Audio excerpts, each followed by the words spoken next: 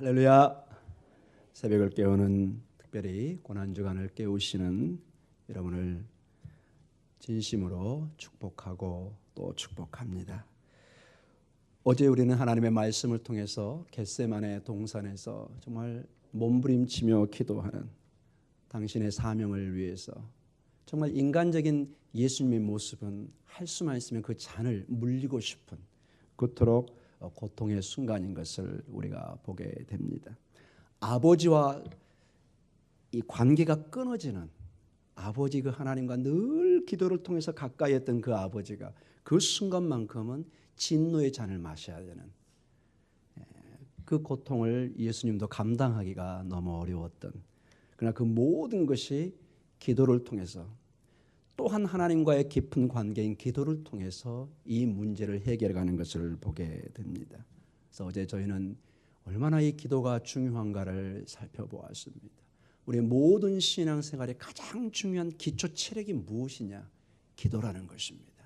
기도를 통해서 우리가 알 수 없는 그 위로부터 내려오는 그 하나님의 에너지를 할까요? 힘을 받아야만이 내 영혼이 일어서서 마치 차가 움직이듯이 우리의 삶의 큰 원동력이 되어서 오늘의 우리의 십자가의 길을, 주님의 길을 갈 수 있는 것을 우리가 보게 됩니다. 그래서 기도 없이는 우리의 생활은 도대체 말을 할 수가 없는, 가장 중요한 것이 아버지와의 관계 회복이라는 것, 그것이 강조되는 것을 우리가 보았습니다. 그 자리에 주님께서는 특별히 제자들을 대표하는 베드로와 야고보, 요한을 불러서 그것을 지켜보도록 합니다. 연약한 제자들이 계속 졸고 있지만 주님은 한 번도 포기하시지 않으시고 주의 성령을 보내셔서 그들을 통해서 위대한 하나님 나라의 증인이 되게 하시고 교회를 만드시고 오늘 저에게까지 이 하나님의 놀라운 복음의 소식이, 능력이 전해지고 있는 것을 보게 됩니다. 오늘은 이제 우리가 본문을 보았던 것처럼 공회 앞에 섭니다. 드디어 공식적인 유대 공회, 산헤드린이라고 그럽니다. 원어는 산헤드린. 우리의 식으로 표현한다면 쉽게 국회입니다. 국회.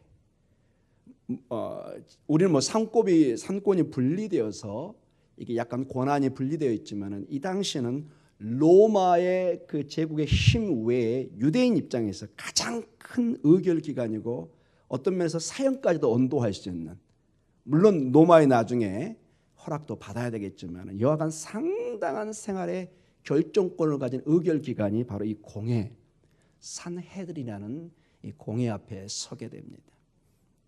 이 산헤드린의 이 공회는 한 70명 정도의 회원으로 이게 인원이 구성되어 있습니다. 제사장과 장로들과 서기관, 핵심 지도자들이 모여서 어떤 중요한 의결을 내립니다. 그 모습이 오늘 예수님의 십자가의 길에서 처음에 여기서 의결을 내려서 십자가형을 이렇게 가게 하는 중요한 어떤 단초를 제공하는 그런 모습을 보게 됩니다. 오늘 마가복음 14장 53절에 이런 말씀으로 시작됩니다. 같이 한번 읽어보겠습니다. 시작. 그들이 예수를 끌고 대제사장으로 가니 대제사장들과 장로들과 서기관들이 다 모이더라. 이제 산헤드린 공회 멤버들이 모이기 시작합니다. 여기서 이 대제사장은 가야바라는 사람입니다. 이 안내스라는 그 제사장들이 그 라인이 있었는데 지금 여기 모이는 이 제사장은 특이하게도 전통 라인이 아니라 로마에 의해서 세워진 사람들입니다. 보통 이 대제사장은 4년 주기로 바뀝니다.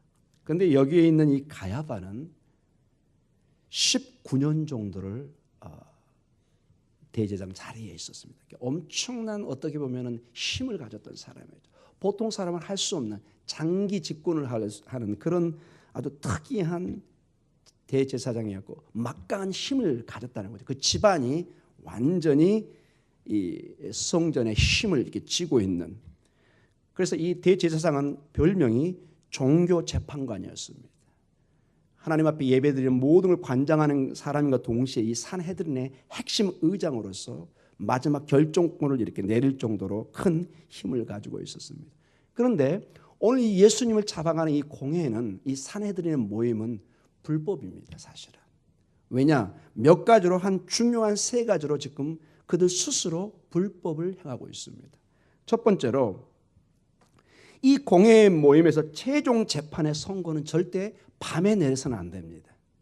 근데 지금 밤에 잡아가서 이 일들을 막 진행하고 있습니다. 불법이기 때문에 그렇습니다. 막 이것을 진행해 가고 있습니다. 예수님의 재판을. 둘째로, 성소의 거룩한 장소 밖에서 이런 중요한 결정을 내려서는 안 됩니다. 그런데 지금 가야바의 집에서 따로 이 일들을 급하게 진행하고 있는 것을 보게 됩니다. 셋째로, 사형 선고와 같은 어떤 중대한 결정은 유월절 행사 기간에 내려서는 안 됩니다. 유월절 행사는 유대인에게서 가장 중요한 절기이고 이런 일들을 공회에서 절대 결정을 해서는 안 되는 기간입니다. 그런데 오늘 이 유월절 행사 기간에 이 사형 선고를 내리는 어떤 중요한 결정들을 하고 있는, 여러 면으로 볼 때 불법을 지금 스스로 자행하고 있는 것을 보게 됩니다.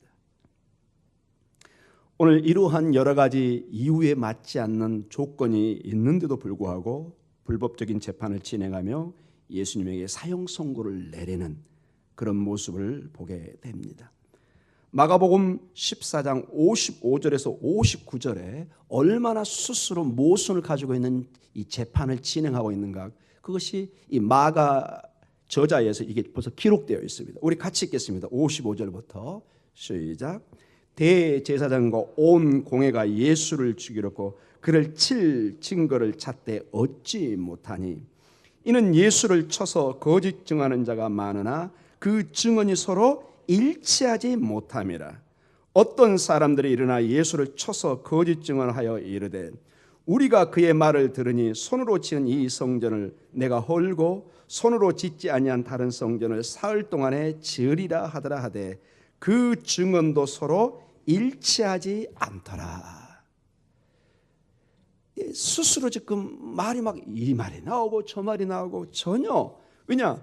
갑자기 이게 불법적으로 모여서 이 일들을 도모하고 있으니까 자기들이 세운 증언도 서로 맞지 않고 있는 모습을 보게 됩니다. 그들의 증언은 서로 맞지 않는 것을 보면서 이 모임 자체가 지금 불법이라는 것을 간접적으로 지금 보여주고 있습니다. 그런데 이 문제에 대해서 우리 주님은 침묵하십니다.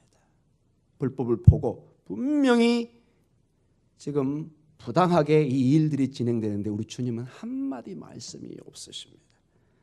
마가복음 14장 60절에서 62절까지 한번 우리 주님의 태도를 보도록 하겠습니다. 60절부터 보겠습니다. 대제사장인 가운데 일어서서 예수에게 물어 이르되 너는 아무 대답도 없느냐? 이 사람들이 너를 치는 증거가 어떠하냐 하되 침묵하고 아무 대답도 아니하시거늘. 자, 여기까지만 읽겠습니다. 계속 침묵하십니다. 침묵하고 또 침묵하고 전혀 반응을 나타내지 않습니다. 이것은 이미 이사야 53장 7절에 정확하게 장차올 메시아가 어떤 일들을 할 건가를 정확히 예언을 따라서 우리 주님께서 지금 행동을 취하고 있는 것을 보게 됩니다. 이사야 53장 7절은 전형적인 장차올 메시아가 당할 일을 기록해 놓은 하나의 예언의 말씀입니다. 같이 읽겠습니다. 이사야 53장 7절 제가 읽어드리겠습니다. 이사야 53장 7절.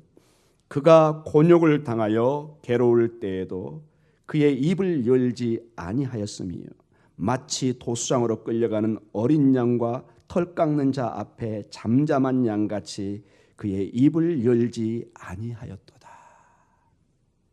그가 곤욕을 당하여 괴로울 때도 그의 입을 열지 아니하였다고 이사야 53장 7절에 말씀하고 있습니다. 마치 도수장으로 끌려가는 어린 양과 털 깎는 자 앞에 잠잠한 양같이 그의 입을 열지 아니하였다.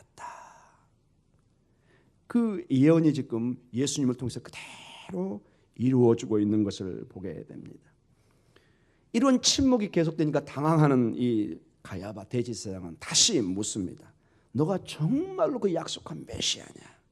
마가복음 14장 61절을 다시 한번 같이 보도록 하겠습니다. 14장 61절 특별히 하반부를 주목해서 보도록 하겠습니다. 시작. 침묵하고 아무 대답도 아니하시거늘 대제사장이 다시 물어 이르되 내가 찬송받을 이의 아들 그리스도냐? 너가 정말로 그 약속으로 온 바로 그 메시아냐? 기름 부음 받은 자냐?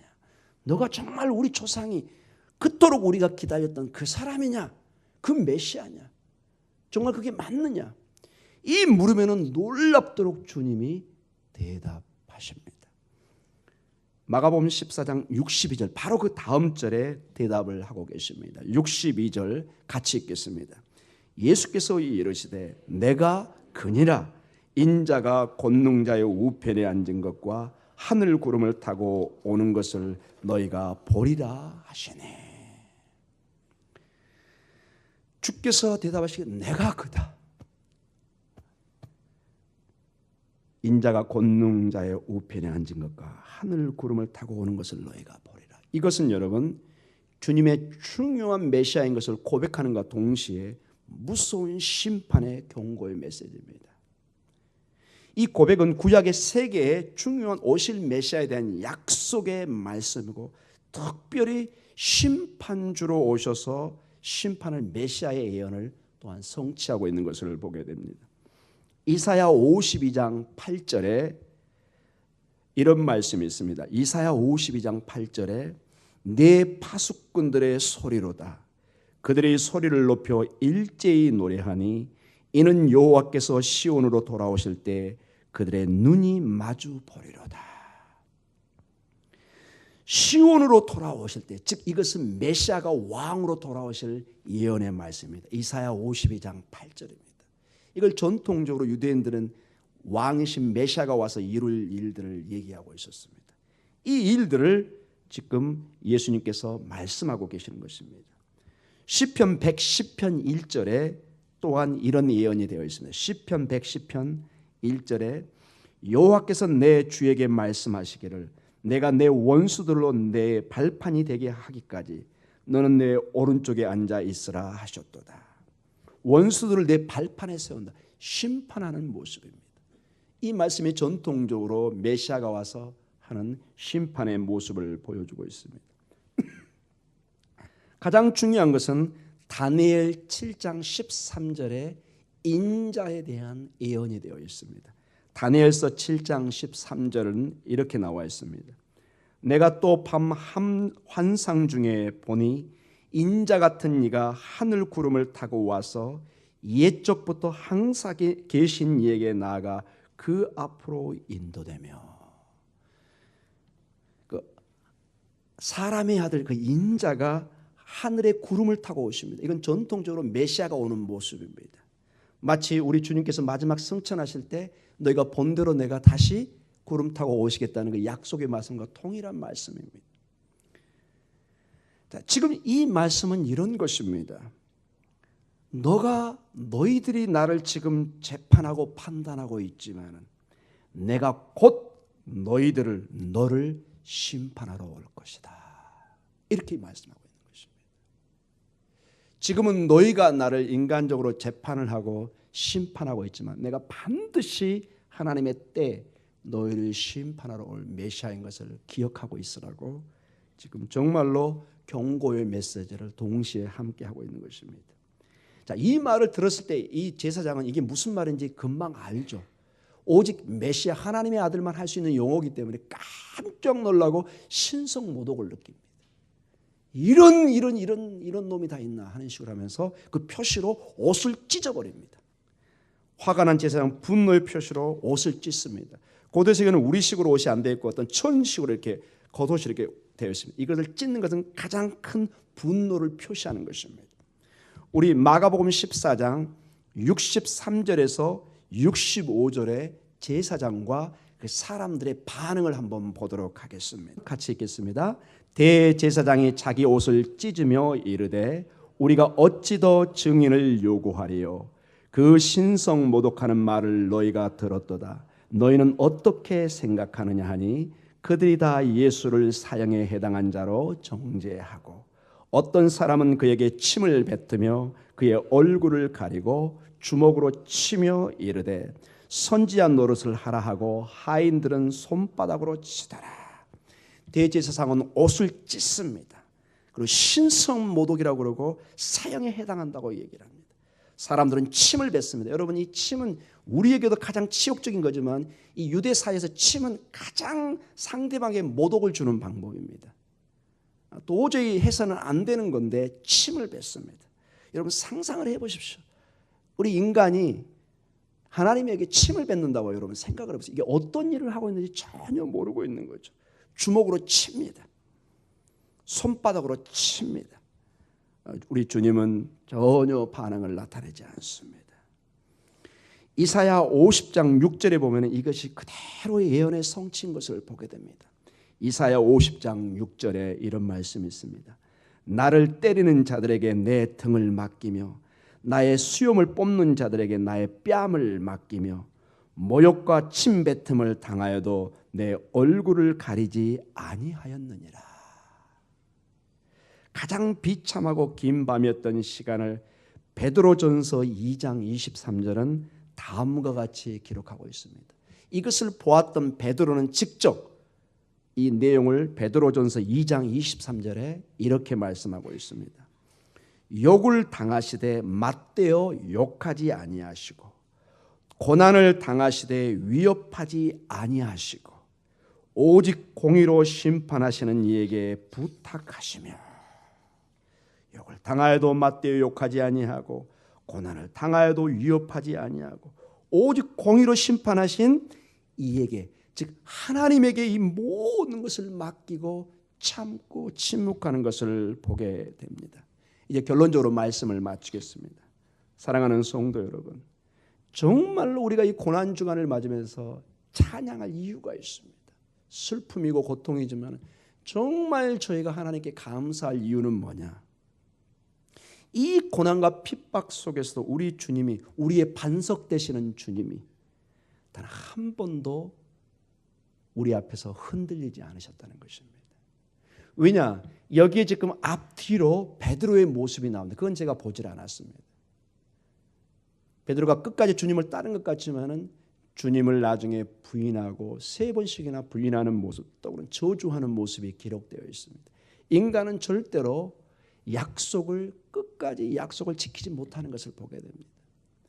우리 스스로 하나님의 일들을 약속하고 한다는 것이 얼마나 힘든가를 보여주고 있습니다. 그러나 우리 주님께서 그 모든 치욕과 모욕을 참아가면서 끝까지 바로 우리를 위해서 흔들리지 않으시는 모습을 보여주고 있습니다. 이 주님이 이스라엘의 반석이셨고 우리의 반석인 것을 보게 됩니다. 이 출애굽 과정에 이스라엘 백성들이 어떤 과정을 겪었는가를 이 사도 바울 선생님께서 고린도전서 10장 3절과 4절에 아주 놀라운 기록을 하고 있습니다. 출애굽 과정이, 구약의 출애굽 과정이 바로 어떤 과정인가를 예수 그리스도를 통해서 설명을 합니다. 고린도전서 10장 3절에서 4절 말씀입니다. 다 같은 신령한 음식을 먹으며 다 같은 신령한 음료를 마셨으니 이는 그들을 따르는 신령한 반석으로부터 마셨음에 그 반석은 곧 그리스도시라. 그리스도시라. 그들이 반석을 통해서 신령한 물을 마셨는데 바로 그 반석이 지금 와서 보니까 사도 바울 선생님이 얘기하셨는데 그게 바로 반석 되신 그리스도 메시아인 것을 가르쳐주고 있다는 것입니다. 그분의 약속된 신실한 반석 되심이 이사야 28장 16절에 이렇게 기록되어 있습니다. 이사야 28장 16절에 그러므로 주 여호와께서 이같이 이르시되 보라 내가 한 돌을 시올에서 두어 기초를 삼았노니 곧 시험한 돌이요 귀하고 견고한 기초돌이라 그것을 믿는 이는 다급하게 되지 아니하리로다. 이미 요소요소에 반석 되신 주님이 전부 예언되어 있습니다. 보라 내가 한 돌을, 반석을 시온에 두어 기초를 삼겠다고 얘기합니다. 이것이 무엇인지 이사야 때는 정확히 알지를 못했습니다. 그러나 신약에 와서 보니까 이 반석이, 이 돌이 예수 그리스도인 것을 보게 됩니다. 반석, 이 돌들은 전부 다 집을 지을 때 모든 기초석을 깔 때 항상 밑에 대는 중요한 기초, 이 파운데이션, 근본입니다. 바로 이 주님이 이 반석인 것을 보여주고 있습니다. 심지어 시편 118편 22절에는 이런 아주 놀라운 기록이 되어 있습니다. 시편 118편 22절에 건축자가 버린 돌이 집 모퉁이의 머릿돌이 되었나니. 건축자가 어떤 돌을 버렸습니다. 근데 그것이 집의 머릿돌이 됐다는 것입니다. 이게 언뜻 여러분 이해가 잘 안 가실 텐데, 유대 세계에서 집을 지을 때 우리하고 조금 건축술이 달랐습니다. 집을 짓고 마지막 이 중심 축에 한 돌을 딱 끼우면 전체 건물이 딱 서게 되어 있습니다. 이 핵심에 넣는 돌이 바로 이 머릿돌이라는 것입니다. 바로 주님이 모든 건축물을 지탱하는 마지막 핵심 돌이었다는 것입니다.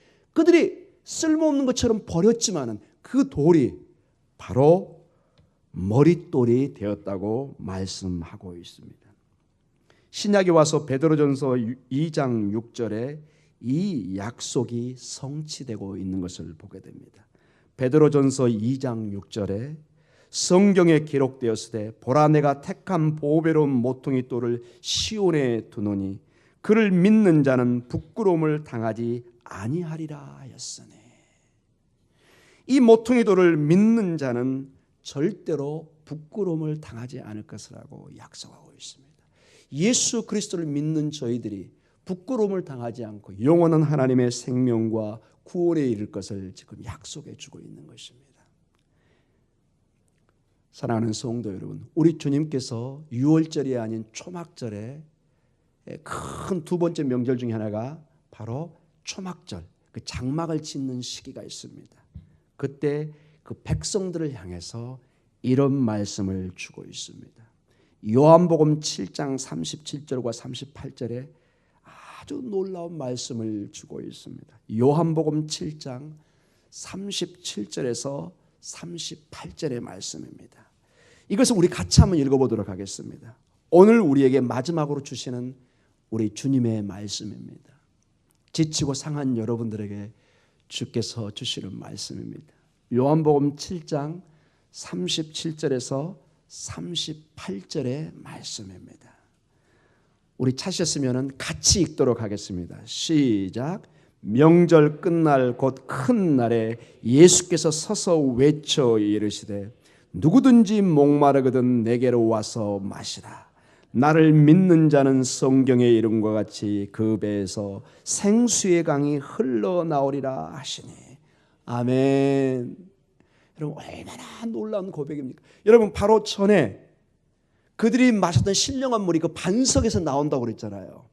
출애굽에 보면 이제 곧 그 장면까지 나오는데 전혀 물이 나올 수 없는 반석을 치니까 물이 쏟아져 나와서 그들이 완전히 그 목마름을 해결하는 모습이 이제 곧 나옵니다. 우리가 오후 예배 때 그것을 볼 것입니다. 이것이 예수 그리스도 안에서 성경의 이름같이 그 배에서 생수의 강이 흘러나리라. 예수 그리스도 안에서 성령을 통해서 말할 수 없는 생명의 그 놀라운 축복이 이루어질 것을 보게 됩니다. 에스겔서도 보면은 나중에 성전에서 생명의 그 생명수가 나오는 걸 보게 됩니다. 이 모든 것이 그리스도를 통해서 이루어질 약속을 의미하고 있습니다. 우리가 육신의 눈으로는 안 보이지만 그리스도 안에서 성령의 충만함을 통해서 세상이 알 수 없는 생수의 강이 흘러나오고 있습니다. 우리가 누구든지 이 그리스도 앞에 가면은 목마름이 해결되고 누구든지 목마르거든 내게로 와서 마시라. 사랑하는 성도 여러분, 우리는 주님께 와서 이 생명수, 이 생수의 강에 이 물을 먹는 그런 놀라운 축복이 있기를 원합니다. 오늘 이 고난 주간에 우리가 묵상해야 될 것 중에 가장 큰 것 중에 하나가 우리의 반석 되신 주님, 이 주님이 우리에게 이 생수의 강을 쏟아붓고 있다는 것입니다. 이 생수의 강이 주님이라는 반석에서 나오고 있다는 것입니다. 이것이 모든 신구약의 가르침이고 이것을 오늘 교회에 선포하도록 성경이 이렇게 기록해 놨습니다. 지치고 상한 심령 속에서 마치 여름에 가장 기근한 목마름 속에서 생명의 물이 얼마나 소중하게 다가오는가 여러분 잘 아실 것입니다. 영적인 기갈과 이 땅의 삶 속에서 우리는 이 물을 마셔야만이 살 수 있는 것을 고백합니다. 여러분의 삶에 날마다 주님이 부어주시는 그 반석에서 나오는 생수의 강이, 성령의 강물이 넘쳐나는 축복이 있기를 기도합니다. 기도하겠습니다.